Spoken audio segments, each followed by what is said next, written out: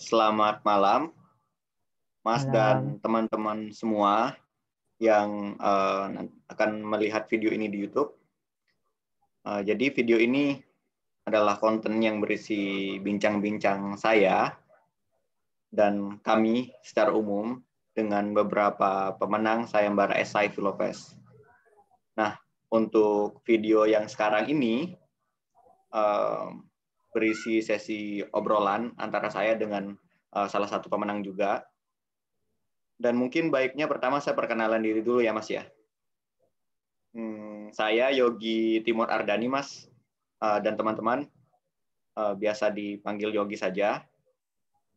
Saya dari LSF Discourse dan kebetulan juga kemarin menjadi salah satu juri waktu sayembara esai begitu Mas.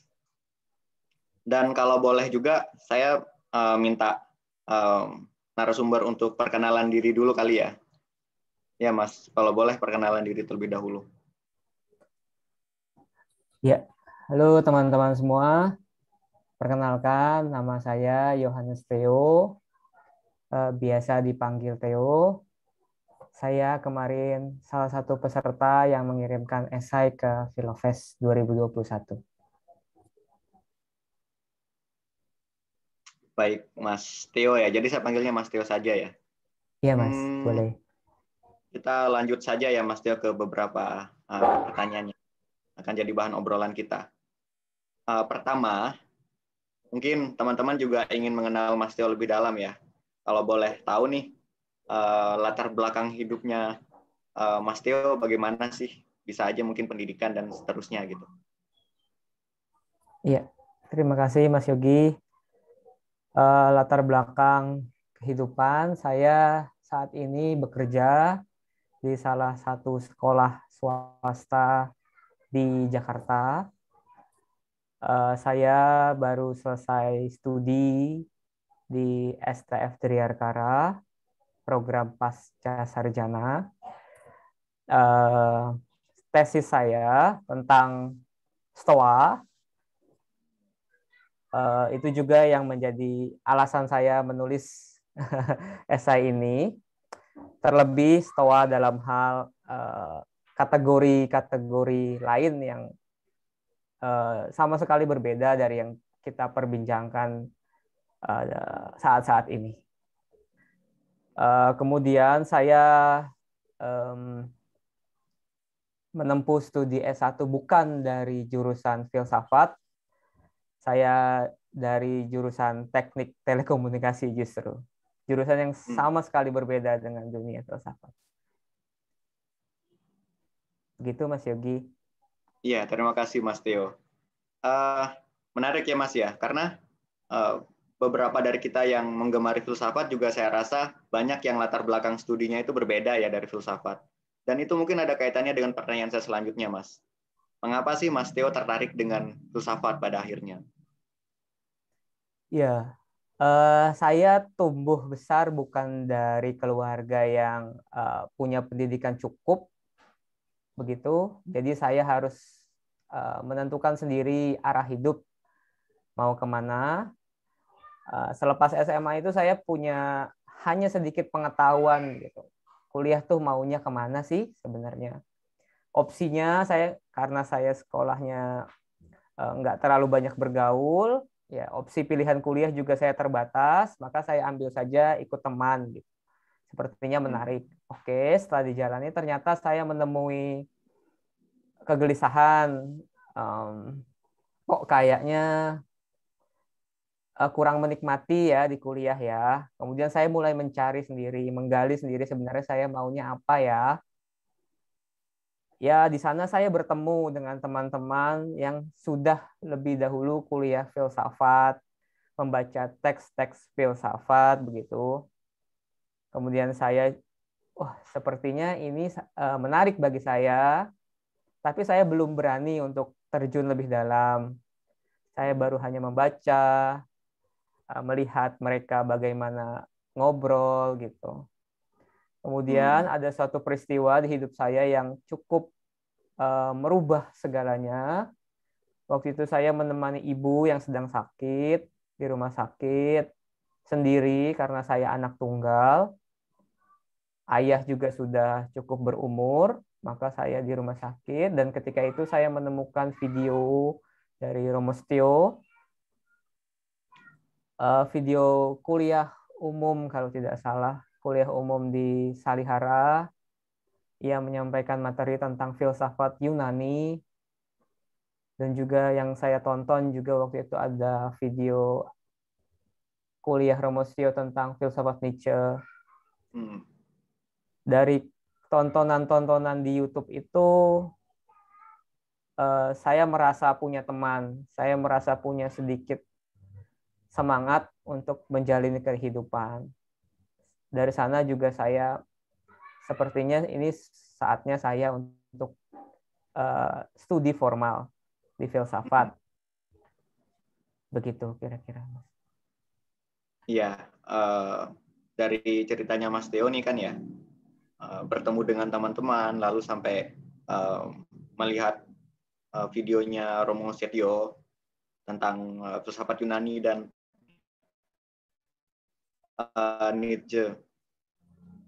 Saya penasarannya, ada nggak sih buku, tokoh atau tradisi apa yang pertama kali membuat Mas Theo benar-benar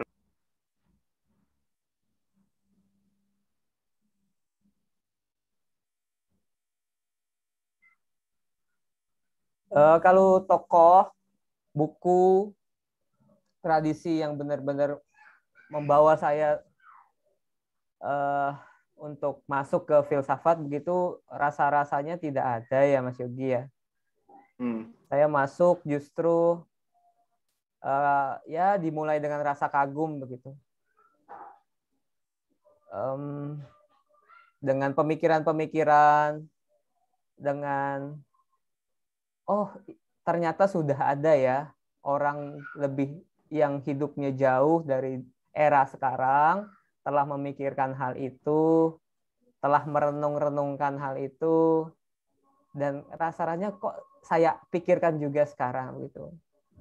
Dari rasa kagum itu sih Mas saya berangkatnya. Saya lepas dari tradisi atau buku tertentu. Baik Mas. Mungkin pertanyaan saya selanjutnya ya. Judul esainya Mas Theo yang sekarang ini kan itu juga ada kaitnya dengan tesisnya Mas Theo ya. Kalau yang sekarang, untuk teman-teman yang belum tahu mungkin ya, judulnya itu Bunuh Diri dalam Tradisi Stoicisme. Dan saya rasa saya juga baru membaca sih, maksudnya Stoicisme membahas sampai kematian juga, begitu. Biasanya kan itu dibahas oleh para pemikir modernis seperti eksistensialisme, persoalan-persoalan eksistensial begitu. Kira-kira apa sih yang membuat Mas Theo tertarik dengan judul ini? Ya judul saya ambil memang agak kesannya agar lebih terlihat provokatif gitu ya Mas ya. Dalam Stoa sendiri memang sudah ada ya pemikir Stoa sendiri yang bunuh diri, memang itu sudah ada, eksplisit di teks sudah dituliskan.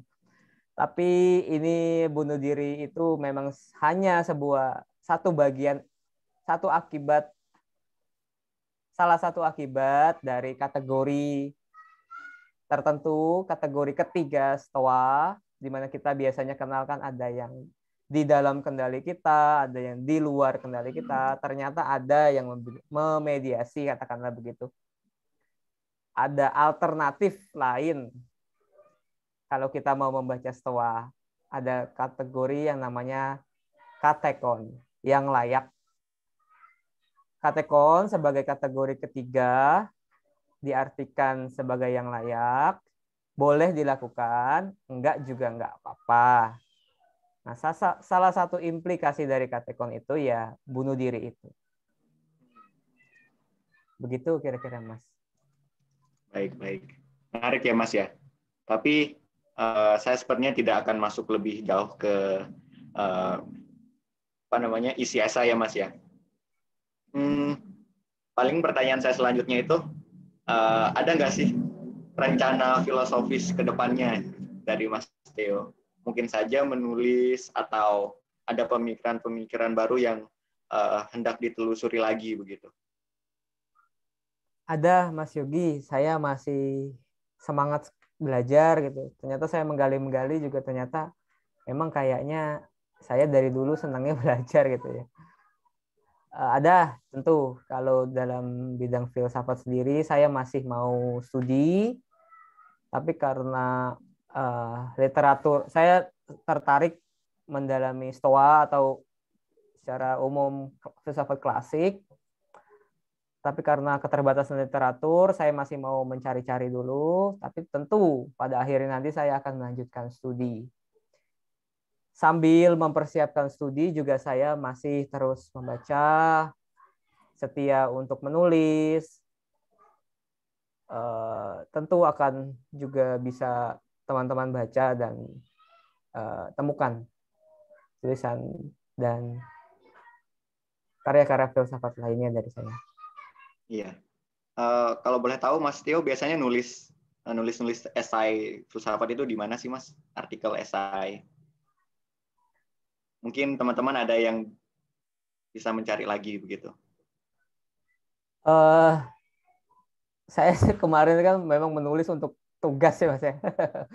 Yeah. Jadi belum dipublikasikan kemana-mana. Tentu tugas-tugas itu pasti punya peran tersendiri untuk tulisan publikasi ke depan, Mas. Saya tidak secara khusus punya platform tersendiri untuk saya taruh tulisan saya di sana sih, Mas. Tapi apakah ada rencana buat nulis buku, Mas? Ada rencana itu tentu ada, karena saya ingin sekali berkarir di dunia akademis. Tentu itu salah satu kewajiban mutlak kalau boleh dikatakan begitu. Ya ada, tapi kapannya saya belum terbayang kapan. Baik, kalau begitu ya Mas Theo, terima kasih banyak. Mungkin ini pertanyaan terakhir dari saya. Apa harapan Mas Theo sendiri bagi filsafat di Indonesia? Ya, teman-teman, saya berharap teman-teman tidak perlu takut untuk berkenalan dengan teks-teks filsafat yang kata kebanyakan orang itu sulit dimengerti. Nanti kalau ada stigma yang mengatakan bahwa kalau belajar filsafat akan menjadi orang yang ateis, itu tentu masih kita dengar di sekitar kita. Tapi teman-teman, percayalah, kalau teman-teman mau melangkah ke tempat yang lebih dalam, kalau teman-teman mau sungguh-sungguh mengenal diri, sungguh-sungguh mau belajar, tidak perlu takut, beranilah untuk duduk, diam sendiri, dan setialah pada pencarian akan dalam tanda petik kebenaran itu, sehingga teman-teman nanti juga akan puas atau lebih mengenal diri teman-teman sendiri. Ikutlah komunitas-komunitas, sudah begitu banyak komunitas filsafat sekarang tumbuh. Bergabunglah, carilah teman-teman yang sesuai dengan ideologi teman-teman sendiri, dan jangan takut untuk bertumbuh ke tempat yang lebih dalam. Begitu Mas Yogi kira-kira. Baik, Mas Theo, terima kasih banyak ya untuk mengakhiri. Sepertinya saya juga sedikit menyampaikan sedikit saja untuk mengakhiri perbincangan kita ini, Mas Theo, ya, dari apa yang kita obrolkan tadi. Mas Theo, teman-teman yang kita wawancara pada hari ini, yang bisa kita petik adalah belajar tentu saja. Belajar filsafat bisa dari mana saja dan bisa muncul atas dasar apa saja. Seperti Mas Theo, belajar filsafat awalnya meskipun dengan jurusan yang berbeda ya Mas Theo ya. Itu pada akhirnya belajar filsafat juga dan mendalaminya di situ karena rasa kagum misalnya.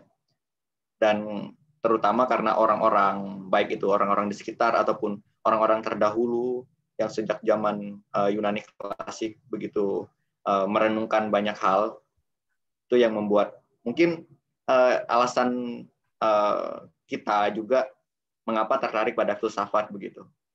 Dan yang membuat Mas Theo tertarik dengan filsafat terutama itu adalah tradisi stoicisme ya. Dan itu bisa kita lihat juga di tesisnya Mas Theo sama judul esainya yang dimenangkan ini, yaitu stoicisme dan bunuh diri. Begitu.